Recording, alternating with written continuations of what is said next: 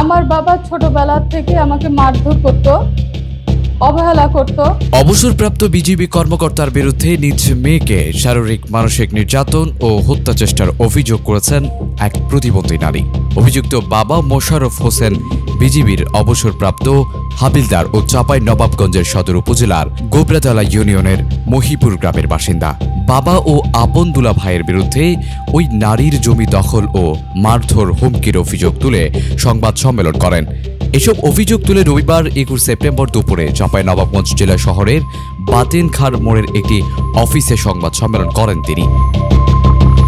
প্রতিবন্ধী নারী বিলকিস আক্তার সোনিয়া দাবি করেন, শারীরিক প্রতিবন্ধী হওয়ায় জন্মের পর থেকে আমাকে নানাভাবে নির্যাতন করেন বাবা। এমনকি আমার নামে থাকা সম্পত্তি দখল করতে কয়েক দফায় মারধর ও হামলা করেন বাবা ও দুলা ভাই। এমনকি আমার জমি ও মার্কেটে আদালতে মামলা চলমান থাকলেও জোরপূর্বক সেখানে নির্মাণ কাজ চালিয়ে যাচ্ছেন তারা। এছাড়াও একমাত্র মেয়েকেও ছিনিয়ে নেওয়ার অভিযোগ করেন ওই প্রতিবন্ধী নারী। Text report, news Times.